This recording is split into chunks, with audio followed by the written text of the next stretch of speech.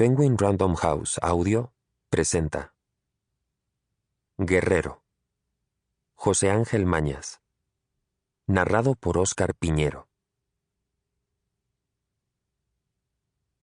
Ellos tenían la sabiduría, lo santo, no había maldad en ellos. Había salud, devoción, no había enfermedad, dolor de huesos, fiebre o viruela, ni dolor de pecho ni de vientre. Andaban con el cuerpo erguido. Pero vinieron los zules y todo lo deshicieron. Enseñaron el temor, marchitaron las flores, chuparon hasta matar la flor de los otros porque viviese la suya. Mataron la flor de Naxit Xochitl. Ya no había sacerdotes que nos enseñaran. Y así se asentó el segundo tiempo.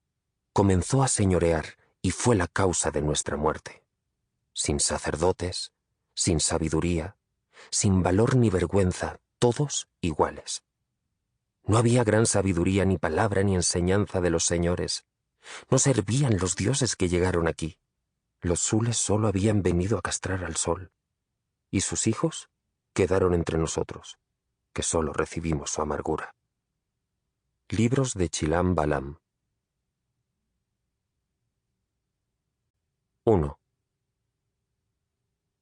El 13 de enero del año del Señor 1512, los españoles que se congregaron en torno al encalladero de Santa María de la Antigua del Darién, apenas un puñado de miserables cabañas rodeadas de selva, en lo que ya era llamado Golfo de Urabá, pudieron ver partir a primera hora de la madrugada la nao Santa María de la Barca, que había pertenecido al gobernador de Veragua, el desafortunado Diego de Nicuesa. El capitán de aquella nave, con sus 40 marineros al cargo, Juan de Valdivia, tenía encomendada la delicada misión de convencer al virrey de la Española y almirante de Indias, don Diego de Colón, de que Vasco Núñez de Balboa, el cual en 1509 había salido de la Española embarcado como polizón en la expedición de Martín Fernández de Enciso, y quien tras múltiples peripecias y desafiando la autoridad del de Enciso, consiguió hacerse con el gobierno de la recién fundada Santa María de la Antigua, había tenido escasa responsabilidad en las luchas fratricidas de poder en el Darién, que tras un par de años de conflictos concluyeron con la desaparición del dicho gobernador, Diego de Nicuesa. A Diego de Nicuesa, cuando llegó a la Antigua para hacerse cargo de su gobierno, los colonos, temiendo que los despojase de su oro y repartimientos, le obligaron a hacerse de nuevo a la mar en condiciones precarias, sin que nunca se hubiera vuelto a saber nada de él. Desde entonces, la autoridad de Núñez de Balboa era aceptada por todos, hasta por los antiguos oficiales de Nicuesa. Y como prueba de su buen hacer, el capitán Juan de Valdivia, hombre de confianza de Balboa, portaba consigo cartas de personalidades principales de la colonia, así como 15,000 pesos en oro fundido proveniente de las joyas incautadas a los indios de la región, y una misiva en la que Balboa anunciaba que los caciques de la zona le hablaban de un inmenso mar hacia el occidente, en cuyas orillas meridionales existía un gigantesco y misterioso imperio que él mismo estaba dispuesto a descubrir y conquistar. Eso y el oro, pensaban, bastaría para garantizar el apoyo del virrey. «No podemos perder más tiempo. Habéis de partir de inmediato», le dijo Balboa a Valdivia la víspera antes de retirarse cada cual a su choza. Y cuando ya alboreaba hacia el levante, al otro lado de la bahía, y se posaron en las aguas del golfo los primeros rayos de sol, aquella nao, perteneciente a la flota de Nicuesa, comenzó a alejarse del precario puerto, y sus tripulantes que la abordaron desde las canoas en plena noche, desplegaron las velas. 2. Amaneció un día hermoso. El primer trecho de navegación a través del golfo y luego mar adentro, una vez perdieron de vista la costa, dejando atrás las gaviotas, no pudo ser más apacible. El piloto, Jerónimo Saavedra, y el capitán Valdivia respiraron aliviados, aunque ni el uno ni el otro se sentían excesivamente tranquilos.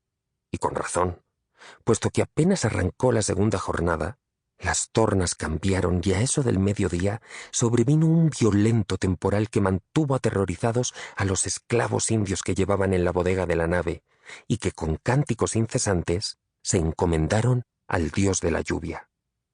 «¡Guerrero! Haced algo para callar a esos indios en el nombre de Dios. No puedo soportar más cánticos», le ordenó el capitán Valdivia a Gonzalo Guerrero, oficial de esclavos a bordo. «Poco o nada puedo hacer para callarlos, capitán. Bien se lo advertí a don Vasco, que no debíamos hacernos a la mar con los vientos que nos estaban llegando», contestó Guerrero. «Pero claro, soy un simple oficial.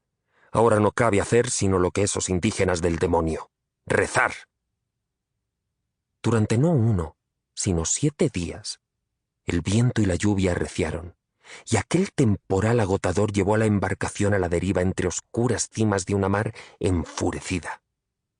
La pesadilla continuó hasta que al atardecer del 8º día, ya alcanzado el cabo de Víboras jamaicano, la ubicación exacta del naufragio solo se supo años más tarde, la nao se acercó a la costa, su quilla golpeó contra un fondo rocoso y quedó escorada sobre la banda de estribor, con el palo mayor roto, las velas desgarradas. Para entonces, las olas que barrieron la cubierta durante aquellos interminables días habían arrastrado al mar a 2 marineros, y con el agua inundando la bodega, donde seguían encadenados los indios, no hubo más remedio que soltar el batel que quedaba en cubierta y embarcarse en él cuantos pudieron. La mayoría de los náufragos alcanzó a nado el precario bote, que armado con sus pobres aparejos fue tragado por la misma niebla espesa que hizo desaparecer a sus espaldas la nao naufragada.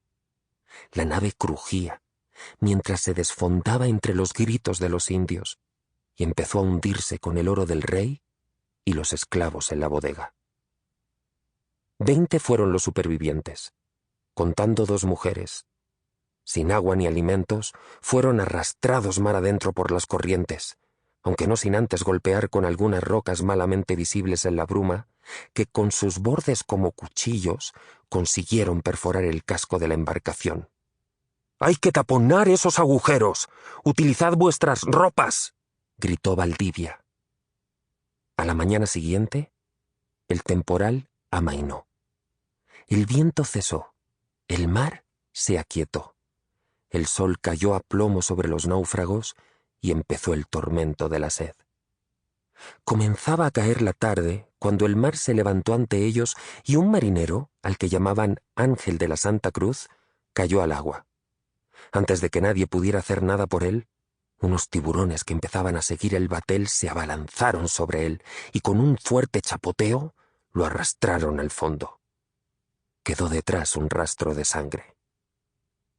2 días después, otro marinero, Juan Sánchez de Albornoz, que parecía dormir acurrucado en la borda junto a los remos, la cabeza entre los brazos, la cara apoyada en las rodillas, resultó estar muerto. Andaba ya tieso y agarrotado cuando lo descubrieron. Así, lo tiraron al agua, donde se hundió lentamente. Ese mismo día, Jerónimo de Aguilar, quien fuera diácono en Écija, delirante a causa de la insolación y la sed, volvió su espada contra sí mismo y se la hubiera clavado en el pecho de no impedirlo Gonzalo Guerrero. Permanecieron casi 2 semanas sumidos en el tormento de un sol abrasador y una sed que quemaba las entrañas, asidos como podían a la vida, sobre una embarcación que era cada vez más 4 maderos a punto de divorciarse, suplicando a Dios que les enviase la lluvia, bebiéndose sus propios orines. A merced de las corrientes caribeñas, varios hombres más murieron de insolación y sed. Sus cuerpos fueron arrojados al agua, mientras que, para escapar de la locura, Saavedra, el piloto, les habló de las estrellas y procuró aliviar las penurias a aquellos que luchaban por no perecer. El mar se mostró inclemente. Por fin, cayendo la noche del día 13º de travesía, vieron unas gaviotas sobrevolarles, y luego una gran mancha en el horizonte. Alguno pensó que eran nubes. Casi de madrugada se levantó un viento fuerte de sotavento y al amanecer, con una atmósfera límpida, quedó claro que lo que veían no era ningún espejismo, sino la línea de costa de una tierra desconocida. «¡Por Dios bendito! ¡Milagro! ¡Milagro!», ¡Tierra! ¡Tierra! Sample complete. Ready to continue?